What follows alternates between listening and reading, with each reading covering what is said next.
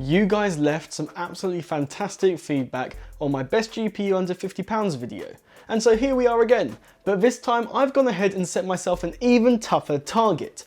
And so how about we jump into this video and check out the best graphics card you can purchase for £25.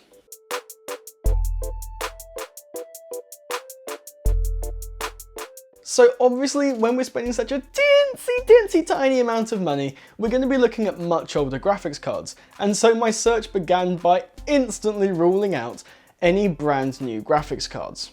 Now in my last video, the best GPU under £50, which you guys can watch up here, I used AliExpress to source my graphics card. However, the options on AliExpress this time were, well, nowhere near as good within our budget. And so I moved on to more conventional methods such as eBay, and then I eventually settled on what I felt was the best and most consistently priced option, the GTX 580. However, I sourced mine from CEX, where you can find a good stock of GTX 580s, all for exactly £25. And thanks to Nvidia keeping up driver support for some of their legacy cards, we can still use graphics cards like this with native Windows 10 support rather than relying on buggy community hacked drivers. A lot of the graphics cards I work on are definitely a lot older, and so this graphics card is no exception. It's been succeeded by the GTX 680, 780, 980, 1080, 2080, and likely later this year, the RTX 3080. So it's definitely not one of Nvidia's latest cards. But can this decade-old flagship really be a modern-day £25 gaming king? Well, how about we take a look at some of the specs of this graphics card? The specific card that I have here is the blower style 1.5GB GTX 580 from a brand that I've honestly never heard of. It's called Point of View Graphics. And this card was released in early November 2010 on the 40nm fabrication process. It came equipped with 1.5GB of GDDR5 VRAM. The default clock for this GPU is 772MHz and 1000MHz for memory, and that's exactly how I'll be running all my benchmarks with the stock speeds and absolutely no overclocking, as well as running the latest drivers version 391.35 released in March 2018. However, there is one thing you need to be mindful of, and that's the fact that this GPU can suck as much as 244 watts from the wall. And so why exactly does this GPU use so much power? Well, to answer that we need a bit of history. Back when this card was released, Nvidia's latest flagship was the GTX 480. And if you thought the 580 was a power-hungry machine, then just go back and look at some of the 480 reviews. The 480 was one of Nvidia's worst selling flagships, and that is partially due to the heat and noise levels that this card outputted. So Nvidia had to go back and redefine their designs. And so while still operating on the Fermi architecture, Nvidia went back and redefined the design and managed to squeeze out a little bit of TDP while still beating out the 480 by 20%.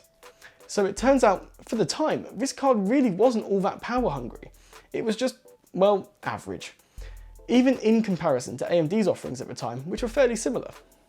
The GTX 590 on the other hand, that really was power hungry, but that's a story for another day. So with all that said and done, how about we take a quick look at the results of the benchmarks? I spent all morning testing out this GPU in different games and tools, and absolutely everything that I tested was able to launch and run absolutely fine thanks to this graphics card having native DirectX 11 support.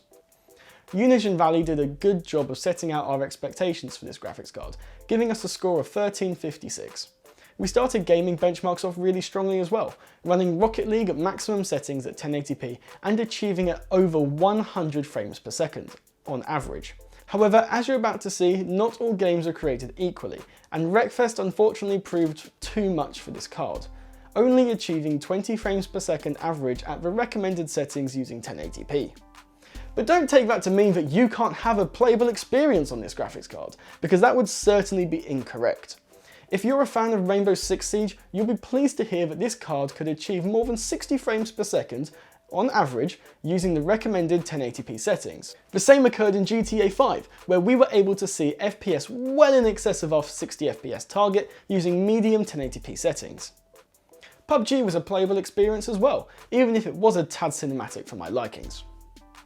Now the last game that I tested was Fortnite, which was actually one of the best of the lot.